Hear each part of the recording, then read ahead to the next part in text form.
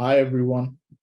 It's very exciting to conduct this session today for the DataHour series. And I can see in the poll that almost there are people from almost all the region of the world. So that's great to see. So I have overall 13 years of working experience where I worked into various domains and across different kind of on-premises data warehouse and cloud data warehouse, even multi-cloud architecture. That is the experience which I carry right now.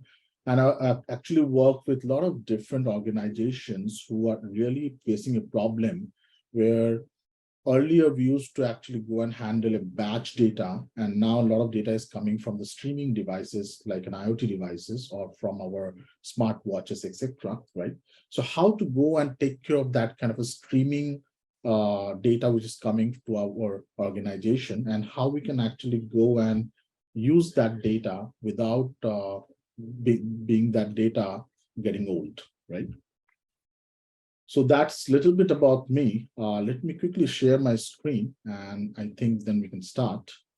We are today here to talk about Google BigQuery, okay? And this is a modern cloud data warehouse.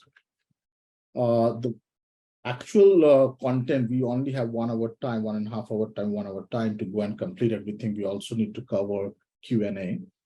But what we are going to see here, BigQuery itself is a technology which needs a lot of time to learn, but we are here for the introduction.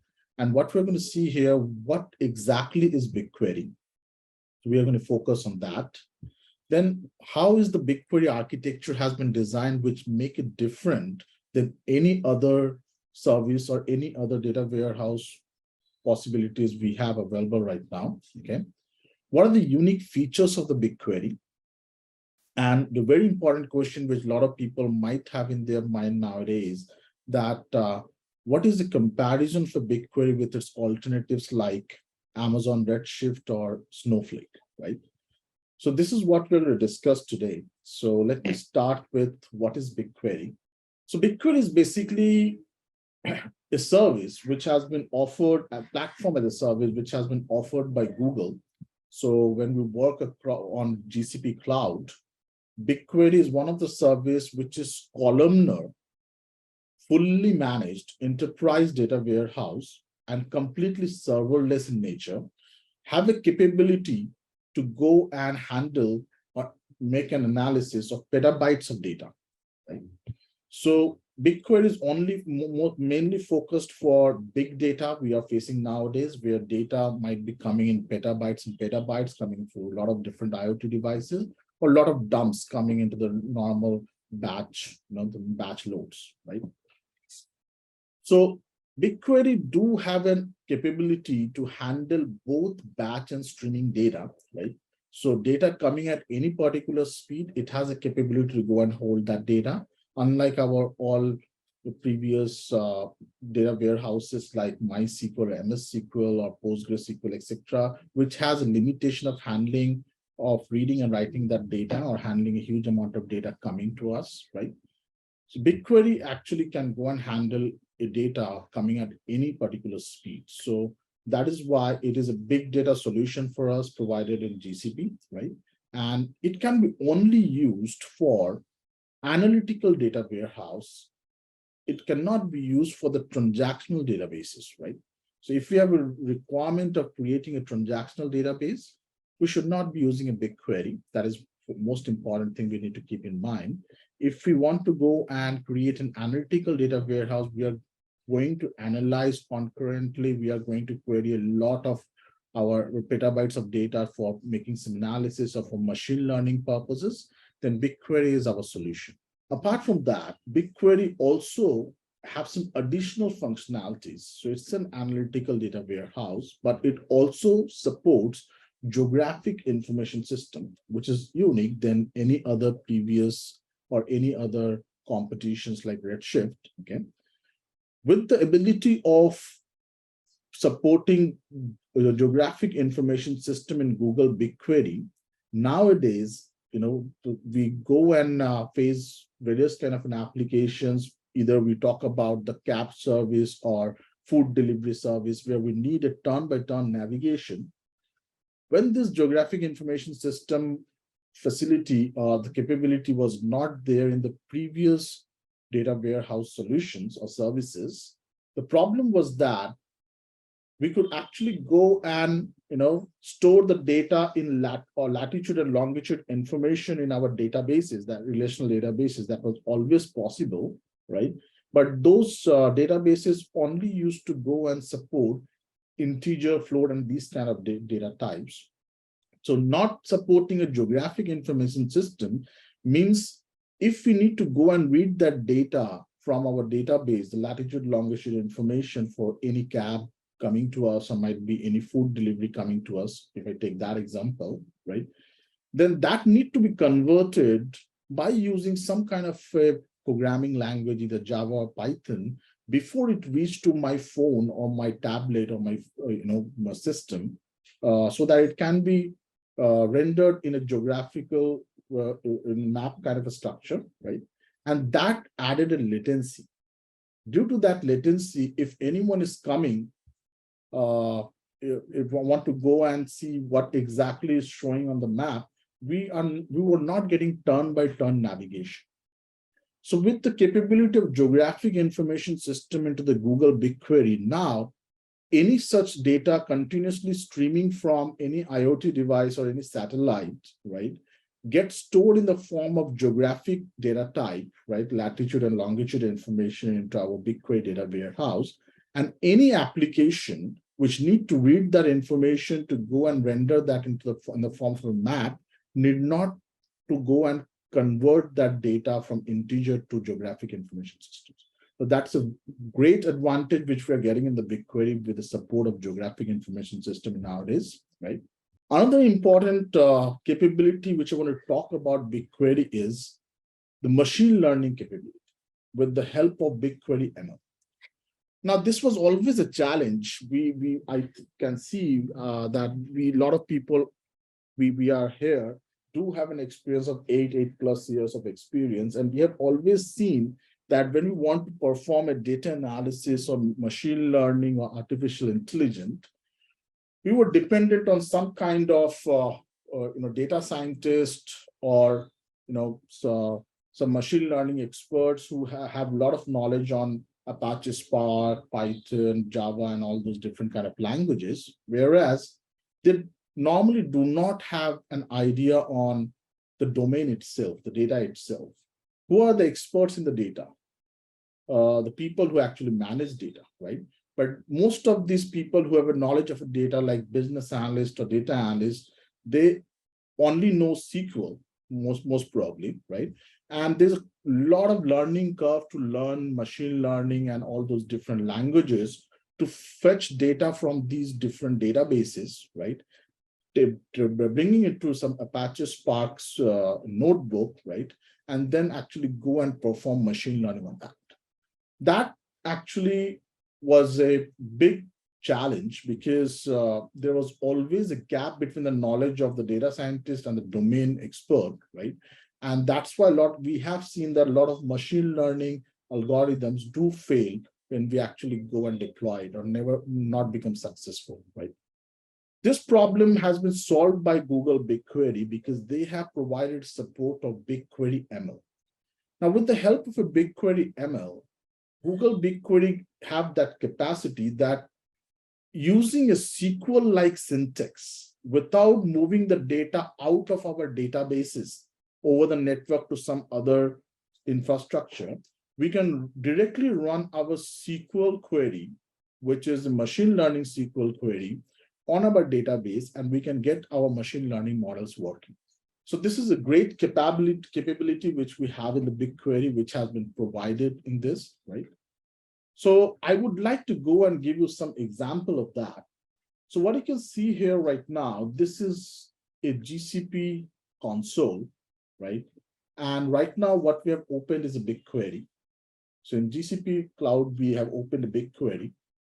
And in this BigQuery, first we'll talk about how exactly we can go and create a data set, right? So unlike other databases, the hierarchy what we follow over here in BigQuery is, first of all, we have a project. Under project, we have a data set. Data set is similar to our database, right? And under data set, we can have all the different kind of objects which we hold in database. Either it's a table, view, materialized view, procedures, user-defined functions, etc. Right? So what you can see at the left-hand side, these are the data sets, okay, which has been created. Under this data set, we have two tables. So this is one sample data which I've taken, and I've already separated the data into two, which is like Penguin train and test data, right? If I click on this table, what you can see is the schema of this table. Okay, so this is the data, what exactly we have in this table.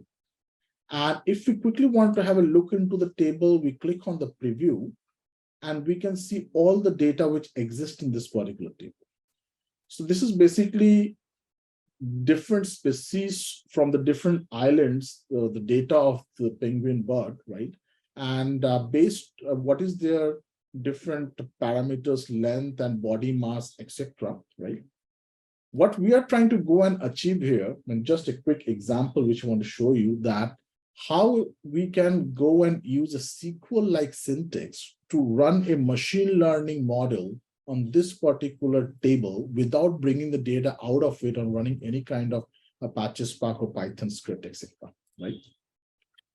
So for that, I already have some query created. Now, if you see this, this is our first step. What exactly we are doing here, we are trying to create a regression model on that particular data, which is stored into the penguin table, right? This penguin train table. And to go and create a model, first of all, we are going to create a linear regression model on that data. We use a syntax like, create or replace model, the name of the model which I want to go and create, right? In this name of the model, what we have is basically the name of the project. This is a fully qualified name, right?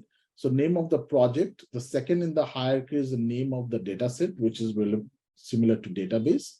And then the third one is the model name, right? So reg model is my model name.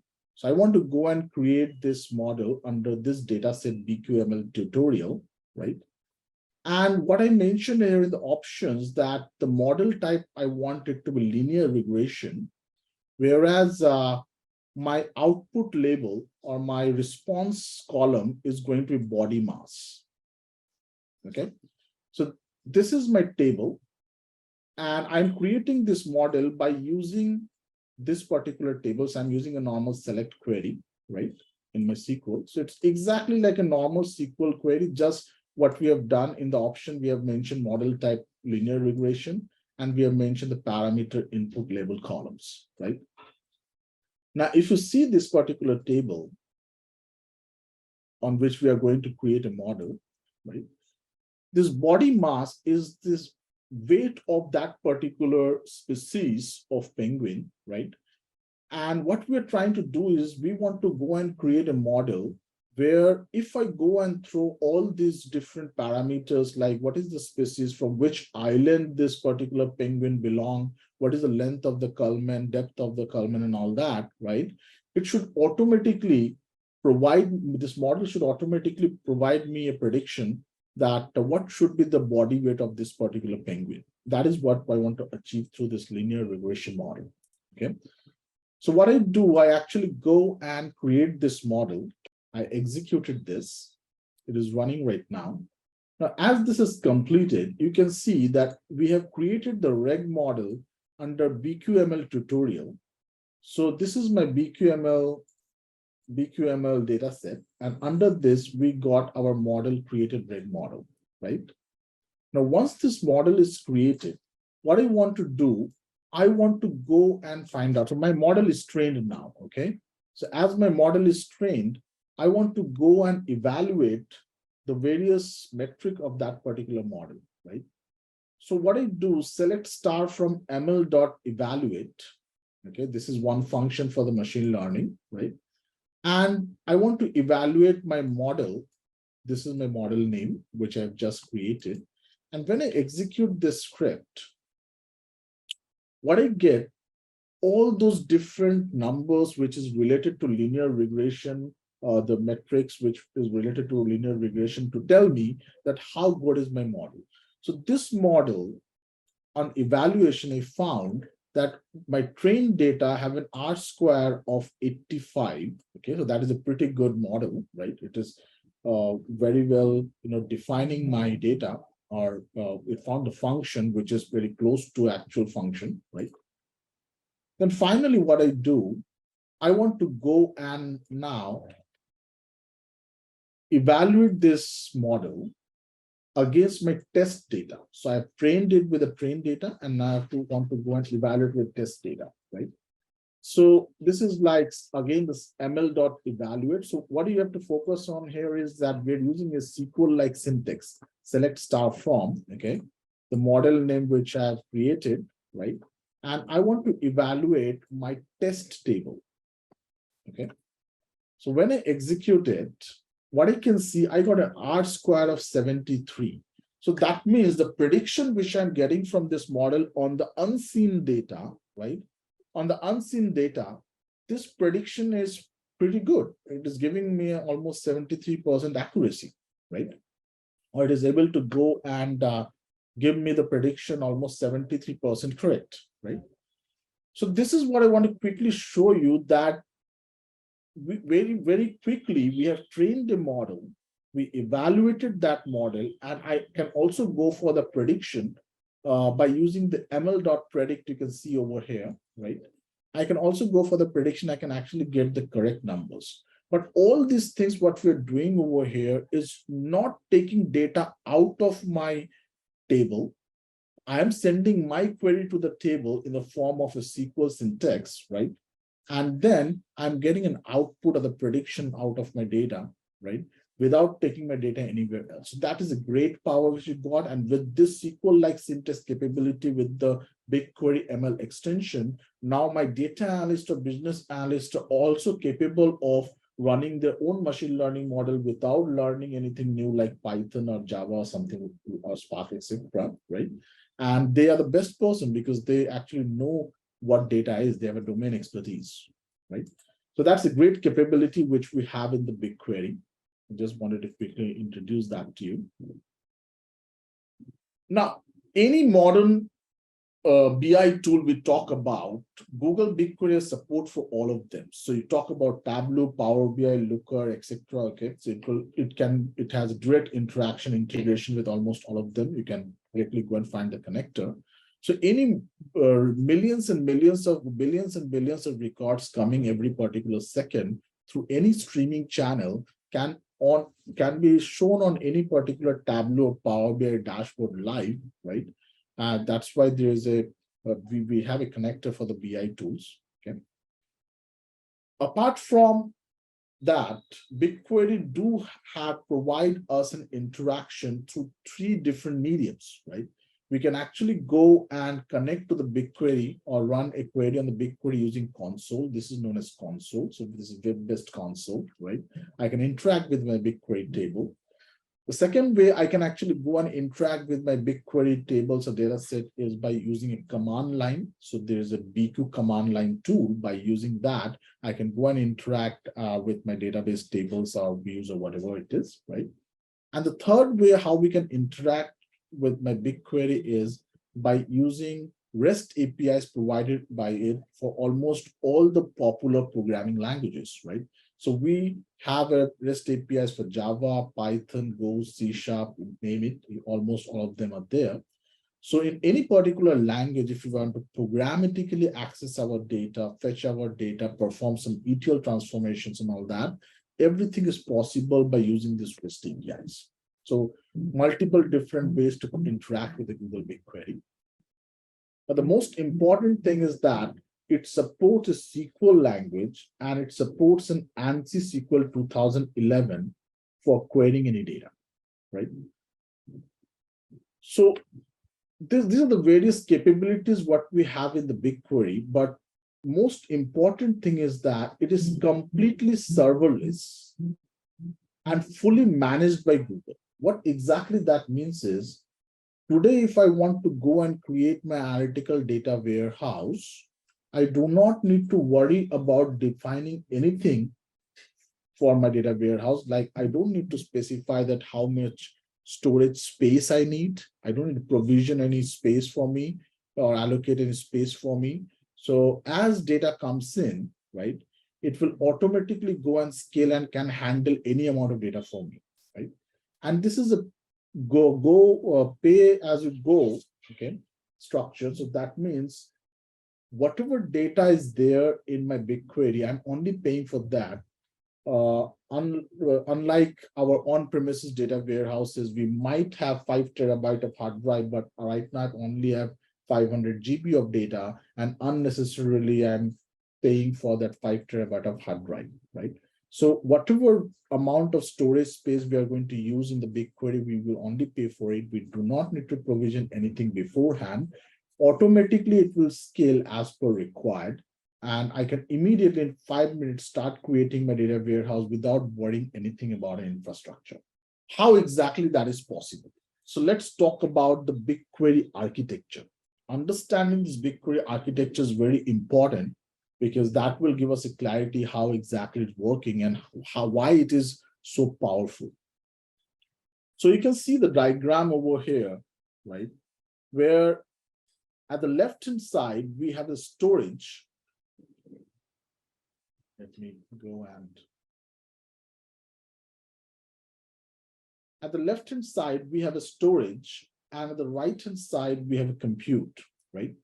So the great thing what Google did is they have actually, separated the storage and compute all together, separated from each other, and they are connected with a very high bandwidth petabit network, which is a Google proprietary network, very fast with a 5 millisecond of latency, right? And with this high-speed network, the compute and the storage are completely separated from each other. So any data we want to go and insert, the data would be coming from at the left, as you can see, either in the streaming or in the bulk form, right? And getting stored in our storage service, right? And any computation or any kind of query or analysis I want to do, that request would be made to the compute, right? Either in the form of a SQL or by using some kind of REST API or web console or any programming languages like Python, Java, etc. Okay, I can actually go and raise my request to the compute, and compute will perform that query for me, right? Now, the storage is completely supported by something known as Colossus file system, which is a columnar distributed file system proprietary of Google, okay, created by Google. And the compute is supported by something known as Dremel. Okay, so Dremel is a kind of an engine which is a combination of columnar data layouts and tree architectures. So basically, it's a kind of an engine which can actually go and optimize and create a lot of huge number of clusters for us as per the request. Okay, so decoupling the storage and compute help us in what way is, unlike our previous data warehouse solutions, okay, till the time we are not running any query on BigQuery, okay, we are not analyzing the data, we are not reading the data, I do not need the compute power, so I would not pay for it. I would be only paying for my storage service, whatever amount of data is stored over there in the Colossus file system, might be 5 terabyte or 5 petabyte or whatever it is, right? And whenever I want to go and run any query on those petabytes of data, right, my request will come in from this, might be SQL or might be programming language, whatever it is, to my Dremel, okay? My Dremel is smart enough that it will go and immediately understand. So it knows the metadata and where the data lies, how the data is structured and everything, right? And based on that, it will do what?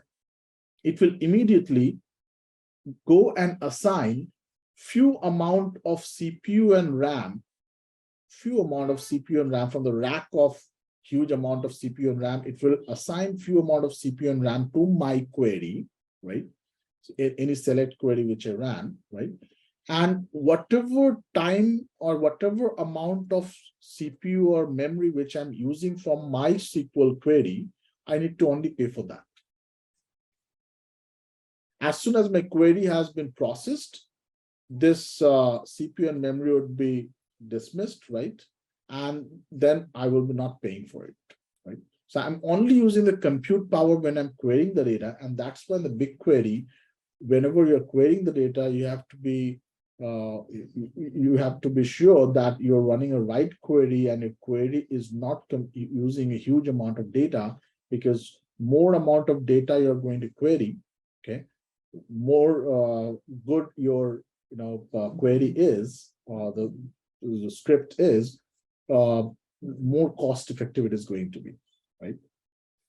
Now, what this compute power separation of the storage is giving me, unnecessarily, I'm not paying for the unused or idle CPU and RAM existing in my data warehouse, because I'm only paying for the storage, and only when I'm running a query, we are getting the CPU and RAM associated to us, right? Secondly, in previous architectures, right, where these were not decoupled, the problem which we had is we had to go and define that what kind of cluster we needed, right? How much amount of CPU, how much amount of RAM we require for the computation power, right? That kind of provisioning we don't need to do here. Also, with the previous data warehouses or the other data warehouses, we do not have this kind of an architecture. What happens, so if I take an example of Redshift, if I go and design a cluster of 5 nodes with certain power of CPU and RAM, although I'm not using that, I'm paying for it. Secondly, I have a limited resource now, although it's a cluster of machines, but I've provisioned it. And let's say there are 100 different customers who are running a SQL query at the same amount of time.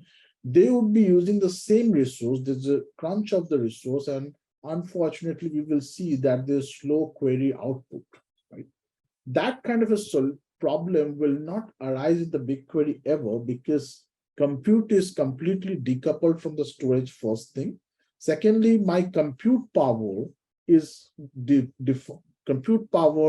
associated to my query and assigned by Dremel. So Dremel will assign a different compute power to each and every query. So if there is a user one who is running one SQL query on the same table, and another user two who is running another complicated SQL query on the same table, both these users will not use the same resource.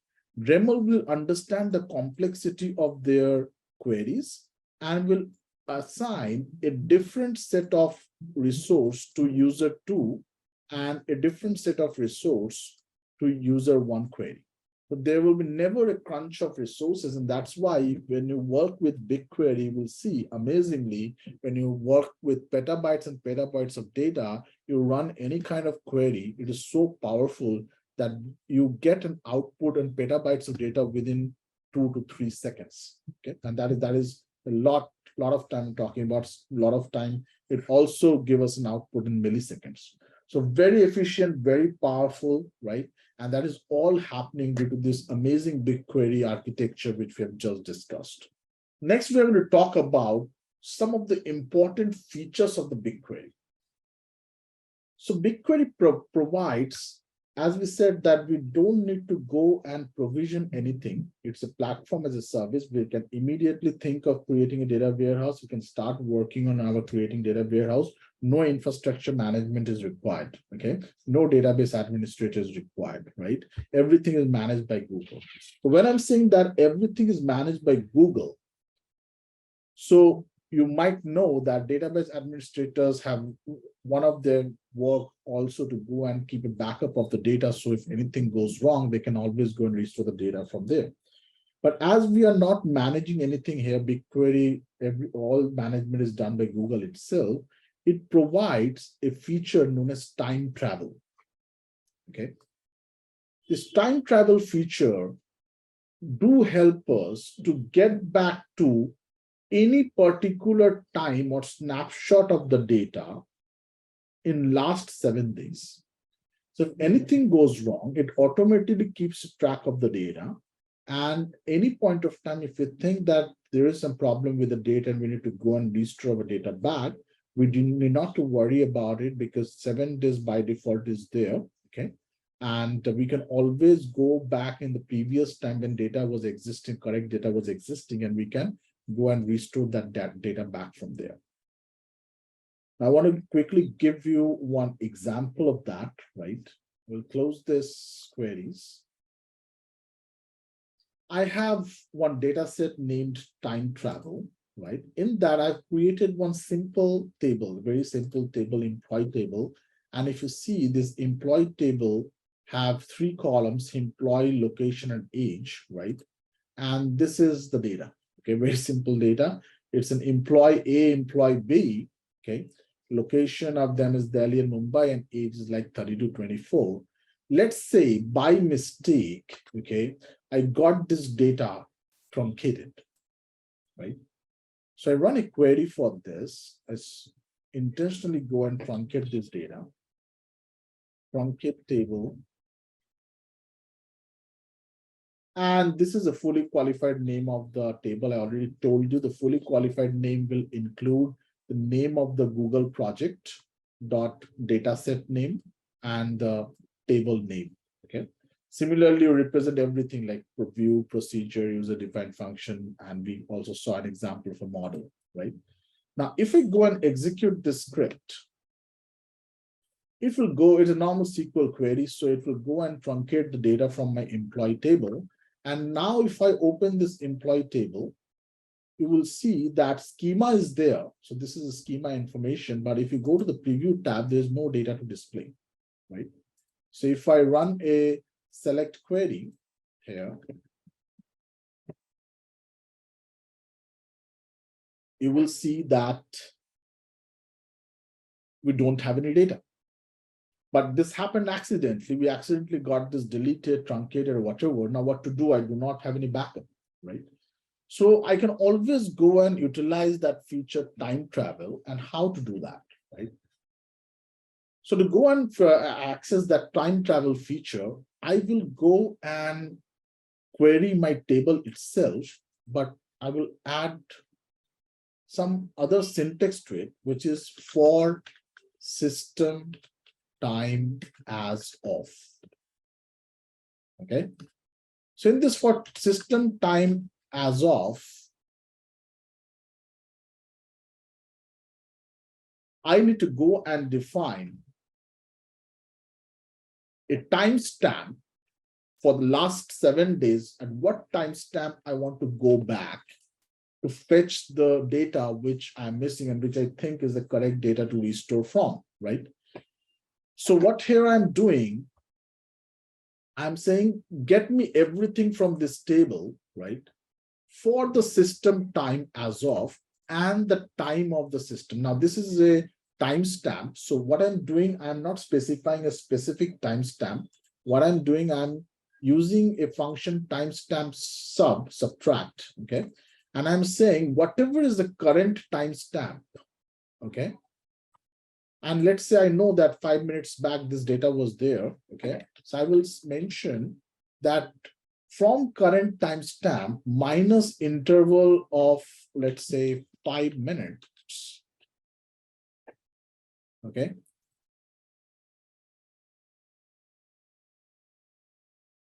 Minus interval of 5 minutes, and whatever that time is, okay, give me a data of this particular table for that system time, okay?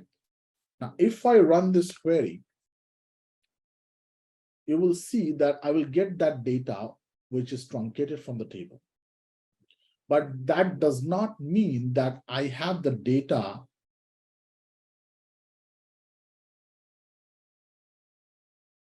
in my table right now. So if I go and query this particular table, I will still see that there's no data to display.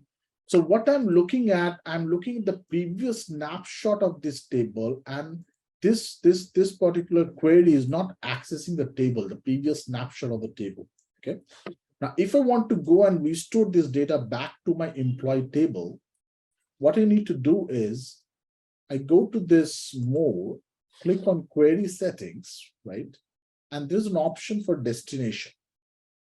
So in this destination, I select set a destination table for the query result. So whatever is my query result, I want to set a destination table for that, right?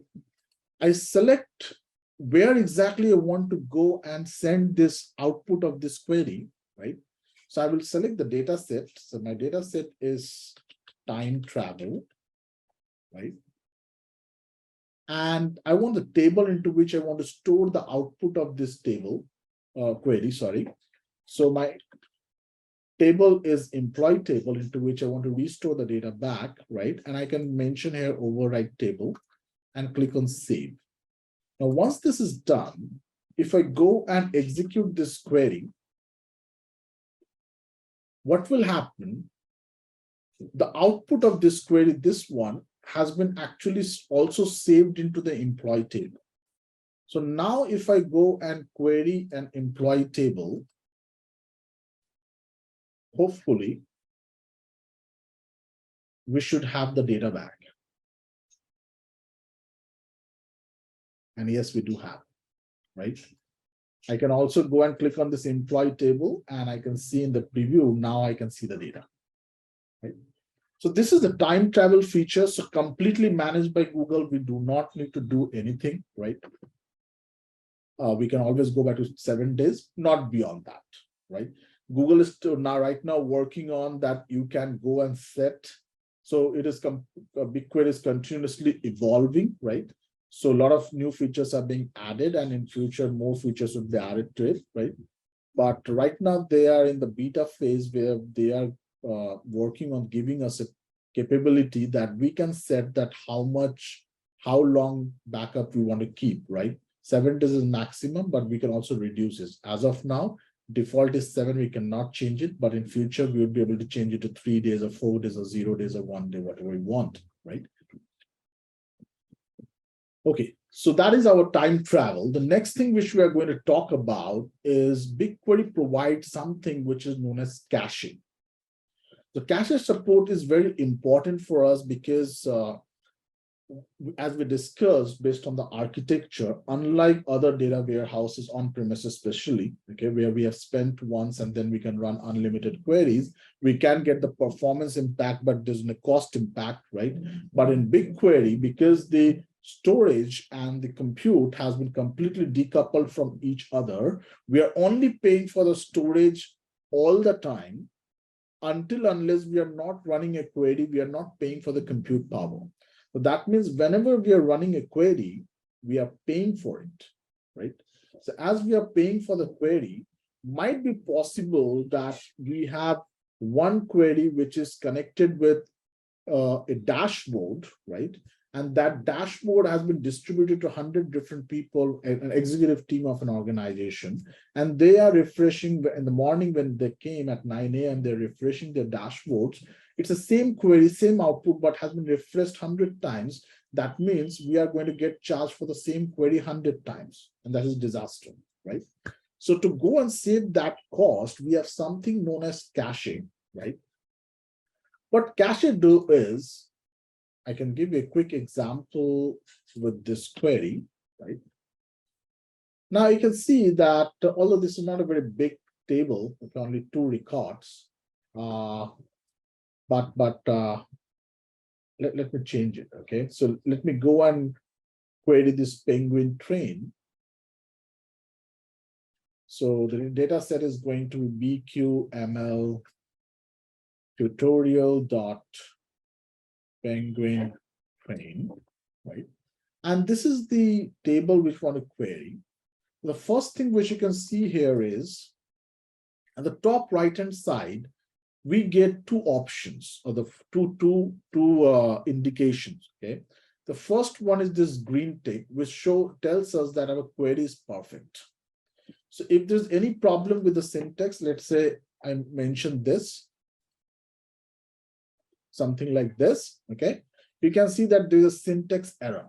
Okay, so this green tick actually shows us that this particular syntax, whatever we have written over there, is perfect or not. Second thing is that before executing the query, and the second thing is that it also tells us how much it is going to cost us. So this particular statement says that the query which we have written is going to process 19.3 kilobytes. So think of it like you have petabytes of data. So it will say that you are going to process 1 petabyte of data, right? Now, if I go and execute it, so this is the best query I could write. And if I need to go and run this query, I have to, right? So I go and execute this query.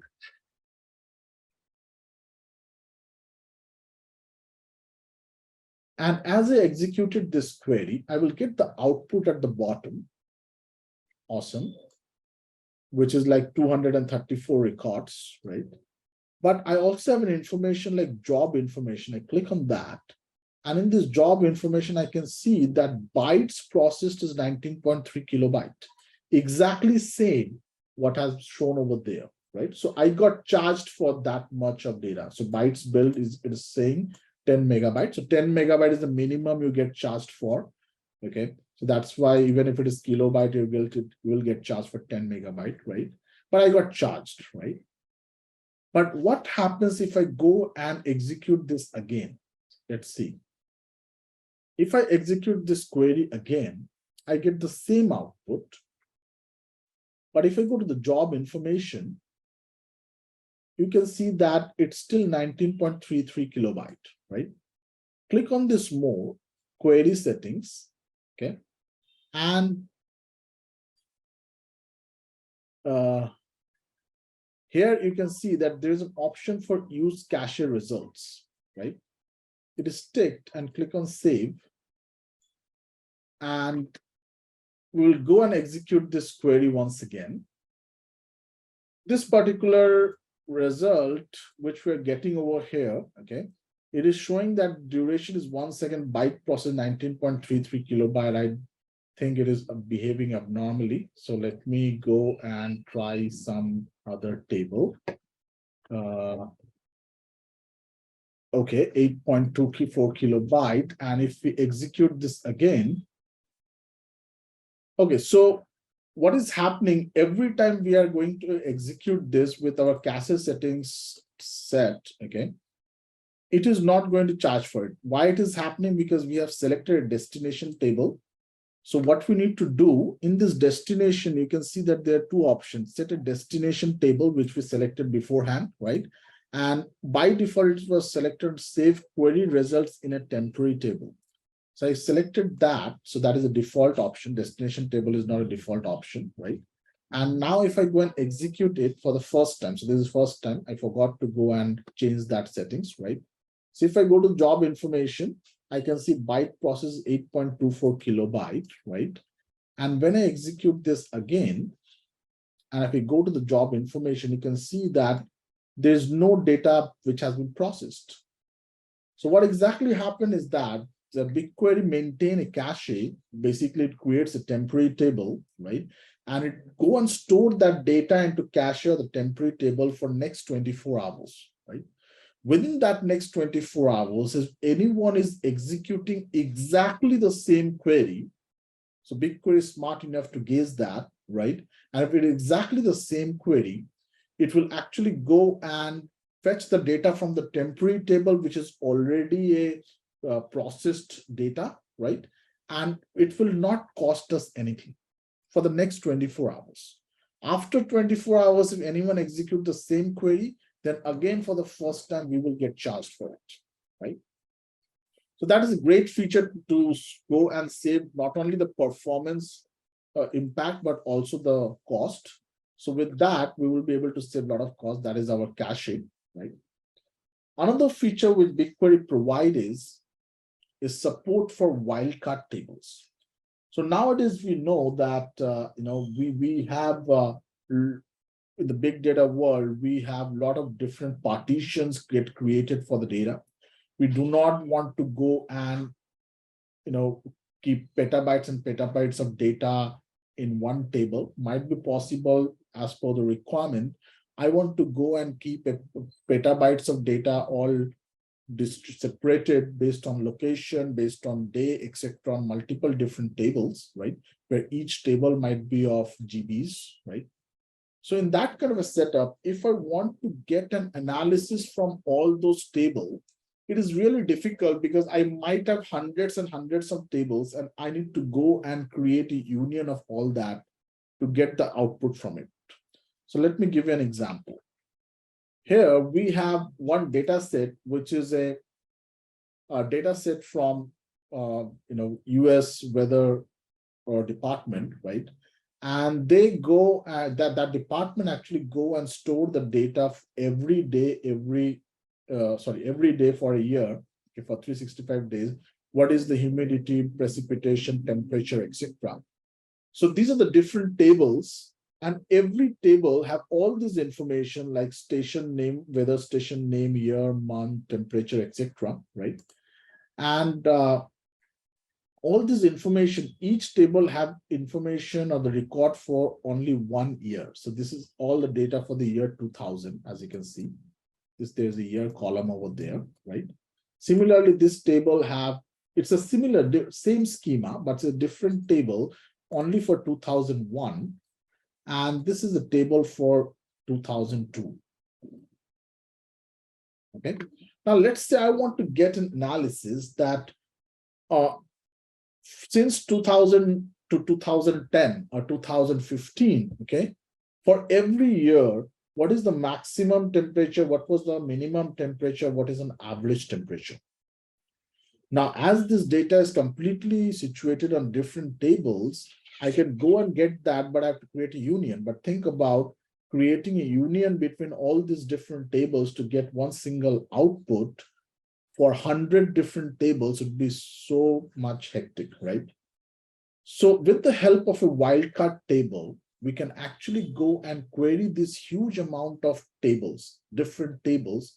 In our case, if there are only 3 tables for demo purpose, right? I can go and query these 3 different tables as one single table. How we can do that?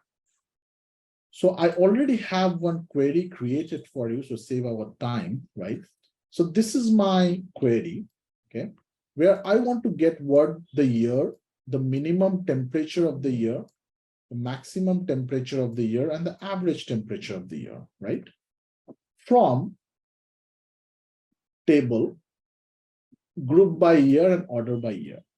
Now, what we have done here, because different tables are named differently, but they have some part of the prefix which is common, like they're all part of the same project, they're all part of the same data set, and the initial prefix of their table name are similar. Where it differs is after, let's say, GSOD2, so it is all 2000 years, so 2001, 2002, like that, right? And I want to get an analysis from 2000 to 2010, okay? Or 2000 to 2100, you never know, 100 years data, right? So whichever part is dynamic in the name of these tables, I represent that with a wildcard character asterisk. Rest, whichever is a constant one, I go and keep that as is, right? So this table name is representing basically all the 3 tables, all the 100 tables, which starts with GSOD2, okay? Now, if I go and execute this query, you will see that different tables have data for different years, but now I'm querying all of them as one single query as one single table, and this is the output which I get, right? For the year 2000, 2001, and 2002, these are the minimum temperatures, maximum and average temperature, right? And this kind of analysis is a very normal thing which you want to do. And in the world of petabytes, we might have multiple different tables where data is all separated and recorded. So this is the great way to go and query all that table in one single go. Okay. So that is a wildcard table, which is supported by the BigQuery. Now, the tables which we can go and create in the BigQuery are of two different types. Okay, one is native and another is external. So it is very simple, right? So any data which we want to go and import into the BigQuery storage. So we have seen the BigQuery architecture. We have a BigQuery storage and BigQuery compute. If we keep any data in the BigQuery storage, we have to pay for it. So if I want to go and load any data into BigQuery table, storage, and then create a table on it, that is our native table, right? That is our native table. And if I want to go, do not want to import the data, right? My data might be stored somewhere in Amazon S3 or GCP cloud storage, which is like a blob storage, stored in form of CSV, Parquet, Avro, etc. But I want to run a SQL query on those files. I can create an external table in BigQuery, which provides me a facility to create a table by referring to a CSV or JSON or Avro file without importing data. So I'm not paying for it to be stored. But if I need to run a SQL query against that file, I can run that by creating an external table. So these are the two different types of tables which are supported by the BigQuery. The very important thing is that BigQuery do not have any support for indexes. While creating a BigQuery tables, if you go and mention the indexes, absolutely fine, there'll be no error because it supports SQL ANSI 2011. But just to let you know, there'll be no actual indexes created because it does not have a support for indexes. But that mentioning that indexes will be helpful for the optimizer Dremel of BigQuery to understand which particular columns are important when you're querying the data. Okay, so that definitely helps them in optimizing the query properly, right? But there's no index support. So how exactly we can go and optimize the performance of our queries? So again, this is a big topic. We are not going to discuss that much. It's just an introduction. But let me tell you, because index is not there, BigQuery is something else, which is known as partitioning and clustering. So by using the partitioning and clustering, we can optimize the cost and efficiency of querying the data, which might be petabytes and petabytes. So with the help of partitioning and clustering, I might have petabytes of data, but if I want a data for only United States, if I create a partition based on that, a cluster based on that, right? My compute engine will actually go and scan might be only 100 megabyte of data, right? So I'm not scanning petabytes of data, and that will actually go and save a lot of cost to me, right? We have seen that whenever we go and execute the query, it gives us a status that how much data it is going to process. So that is a great way of optimizing the performance and the cost of data query in the BigQuery. Okay. This part we have already talked about, that we can interact with the BigQuery using console, BigQuery command line tool, and the REST API. Next, we are going to talk about BigQuery Omnic. So BigQuery also provides support for something known as BigQuery Omnic. BigQuery Omnic do what? Give us a capability to have a multi-cloud analysis. So nowadays, all the companies do have their data scattered across different clouds, might be Azure Blob Storage, AWS, and GCP Cloud Storage, right? And they do not want to use one single cloud. They want to go and use all the clouds because there might be something else which is better in other cloud, and they're using it, but they want to do an analysis all the data which is lying on different clouds at one single location. For that, BigQuery provides us a great support of BigQuery Omnic.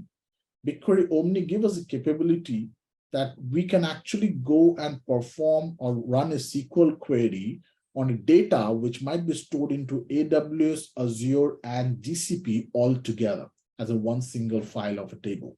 Okay. So that is a great feature again in the multi-cloud architecture nowadays.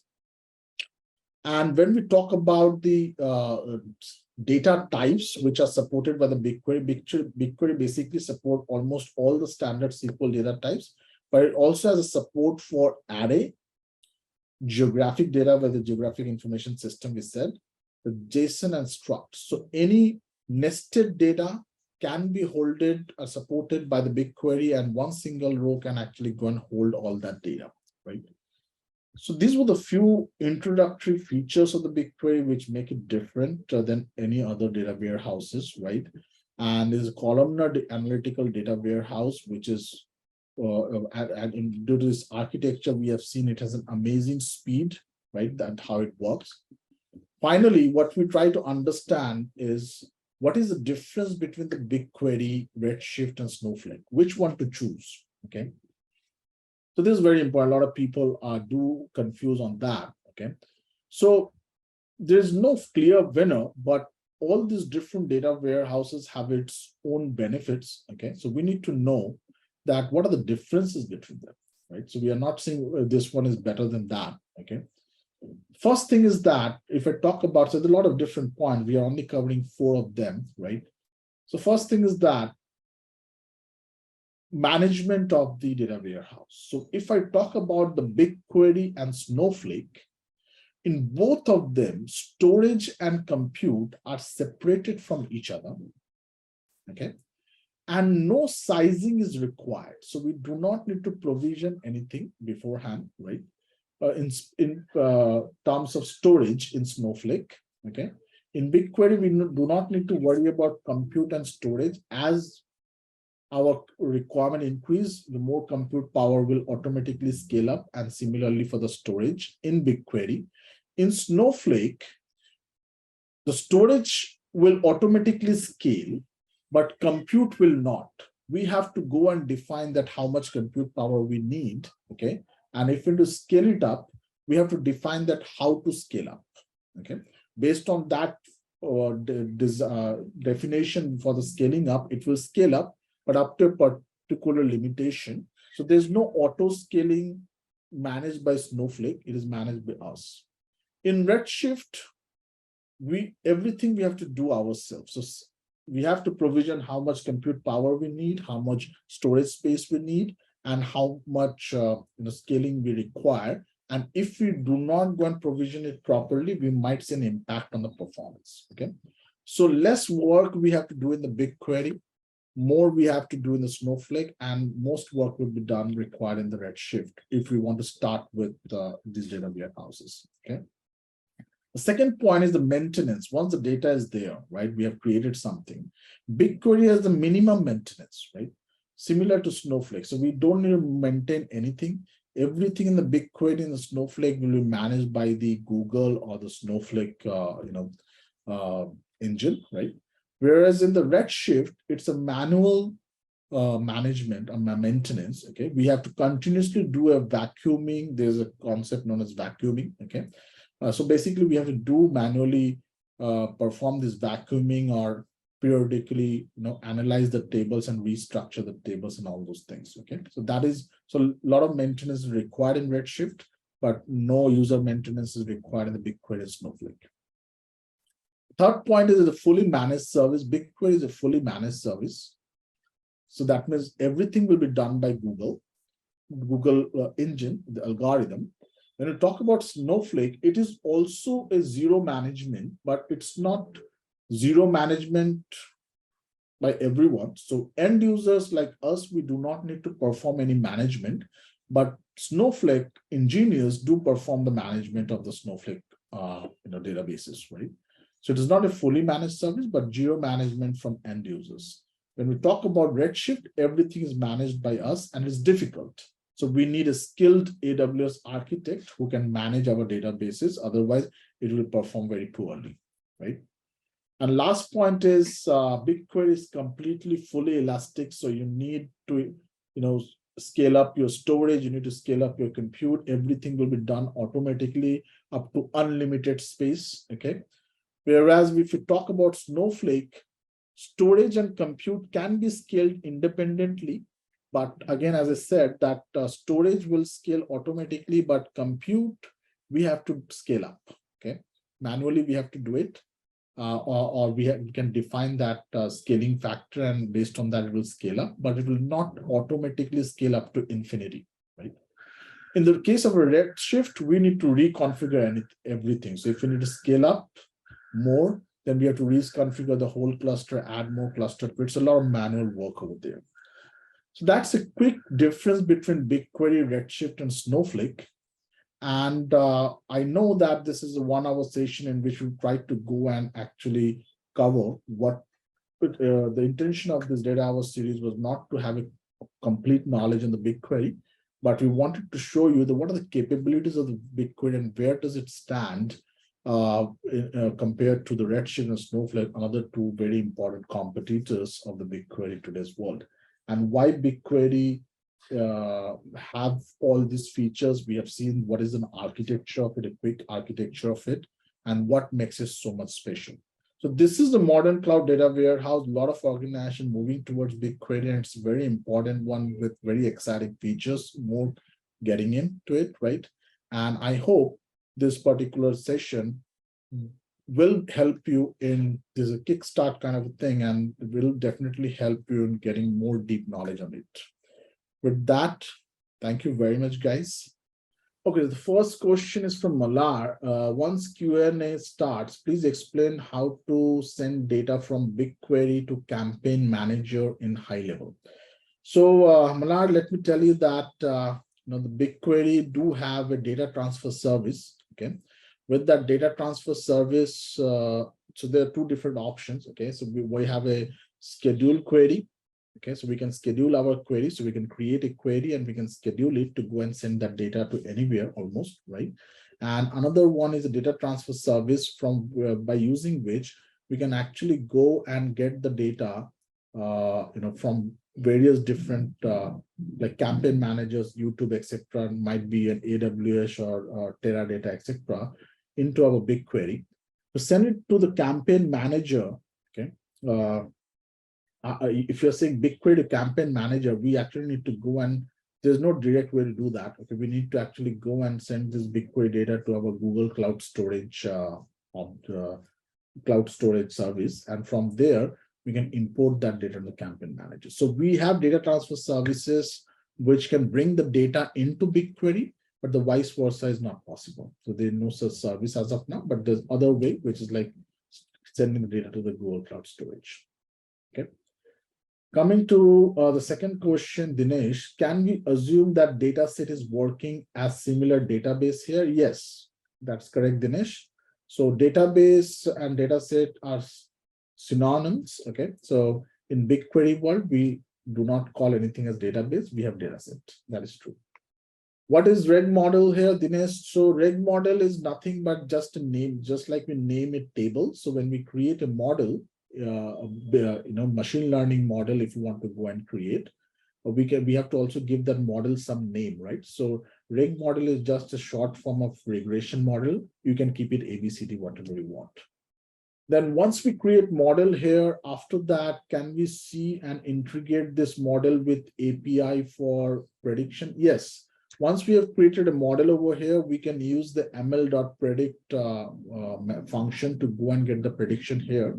Not only that, you can actually go and use this model in Apache Spark scripts or might be a Jupyter notebooks also. Okay, so you can actually use these APIs, all these APIs which are available, which will work for the BigQuery ML as well. So you can use the APIs for Python, Java, whatever, and you can actually go and name these models using those programming languages. You can use these models outside BigQuery as well.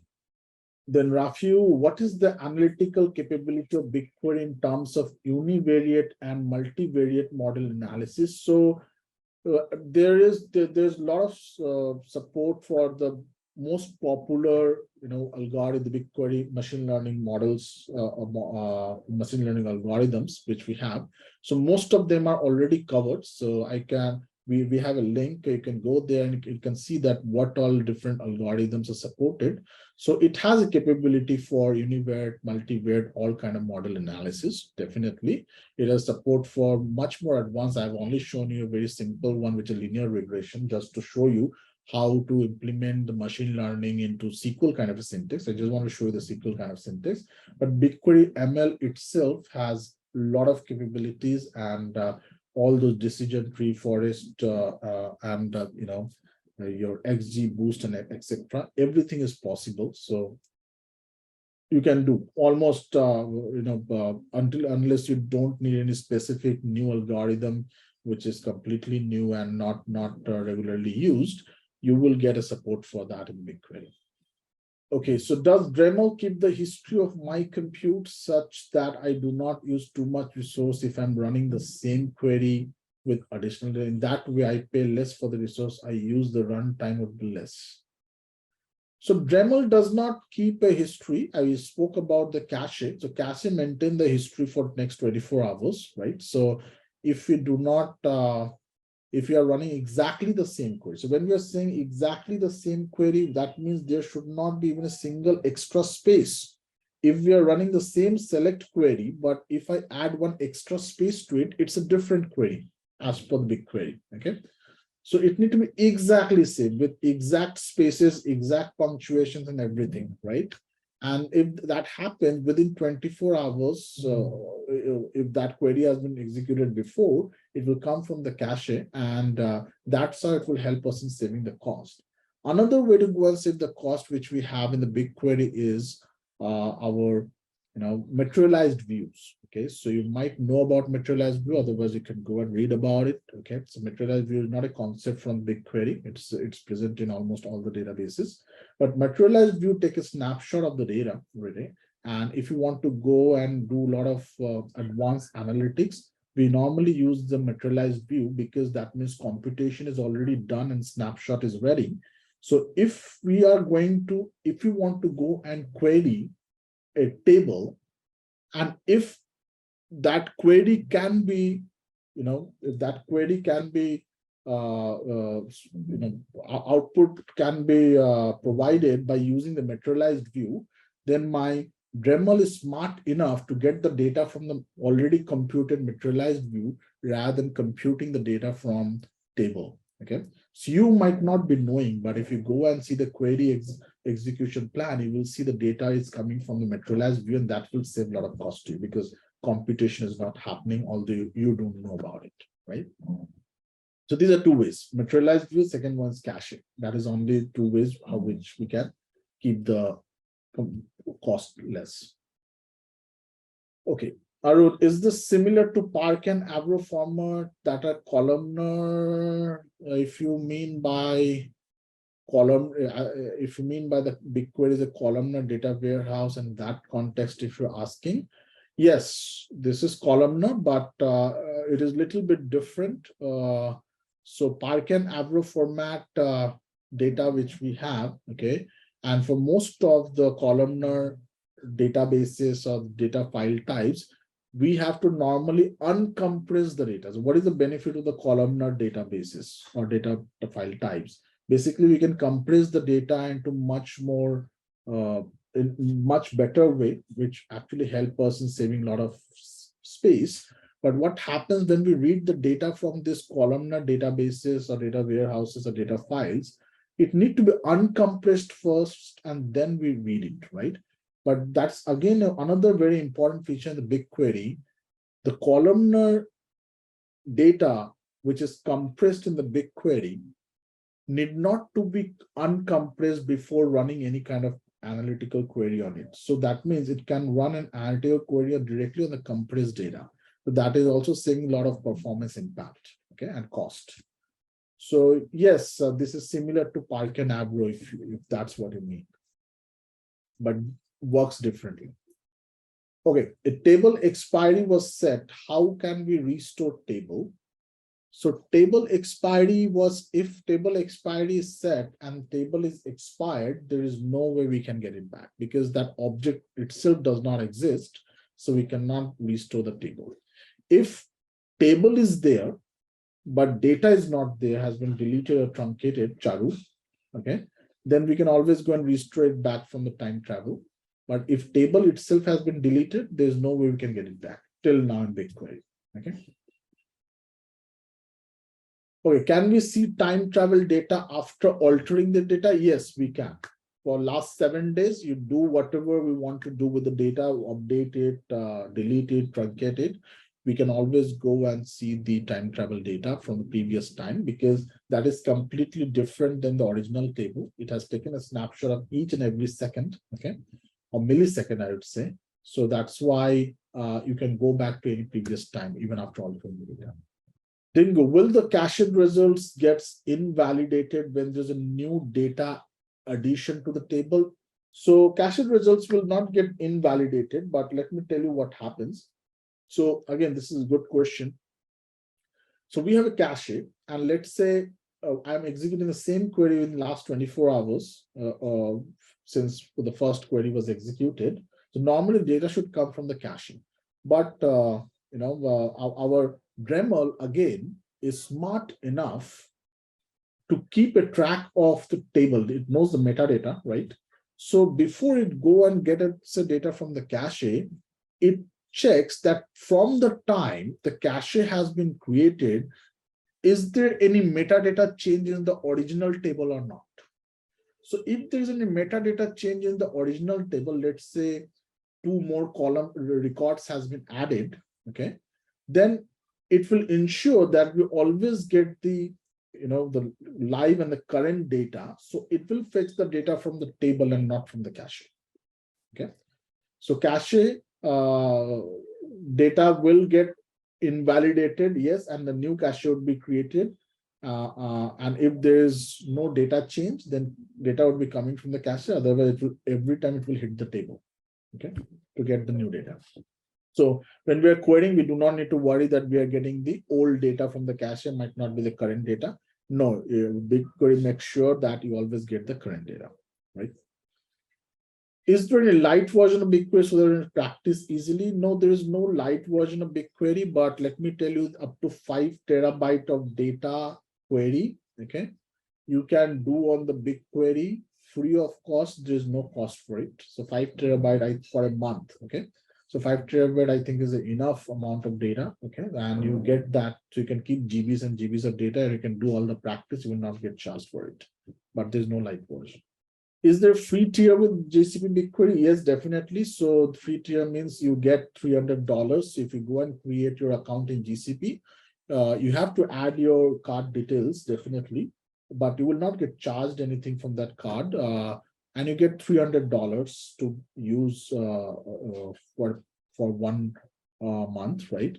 And once that $300 is over, you will automatically not get billed. You have to accept that I want to get the billing started, although your card is saved, then only will start getting billed. Unlike your AWS, where as soon as your free tier is over, you will suddenly get charged and you get a lot of surprises of the bill. Okay, so that is not there. So you can use the free tier with peace of mind. You will not get automatically charged. Please explain how to send data from BigQuery to Campaign Manager. Okay, so I think we have already answered it. Which companies are hiring for this BigQuery job role? Almost all the companies, Imanshu. Okay, BigQuery and GCP are the most hot subject right now. Okay, so people are moving for it. You have seen the power of the BigQuery, and let me tell you that you talk about Hadoop, you talk about big data, you talk about machine learning, TensorFlow libraries, and all those. Everything has been invented by Google. Everything has been open sourced by Google. So Google is the mother of almost all these things. So they have the much better capability when we talk about big data and machine learning. And a lot of companies are actually moving to GCP only to use the BigQuery and the machine learning capabilities of the GCP. Okay, so all the companies really need GCP candidates right now. Okay. What is the ML capability of BigQuery in terms of Universe? So we have already answered this, I think. Can we import various Python ML libraries in BigQuery? So no, we cannot import Python ML libraries in BigQuery, but BigQuery have its own libraries which you can use. Definitely, you can use the Python as we discussed before this in some other question, that you can always go and import your model into a Python notebook. And there you can go and use your Python libraries. It will work, right? What will BigQuery do to the same query if the data is changed within 24 hours? I think we have already answered it. Data would be coming from the table, not from the cache. Do you always have to use Google query for BigQuery? I didn't get that question. So you can use BigQuery by using all the different kind of languages like Python, Java, etc., or might be through a Linux or Mac or Windows command line. You don't need the GCP console if that was what you mean. Okay, George.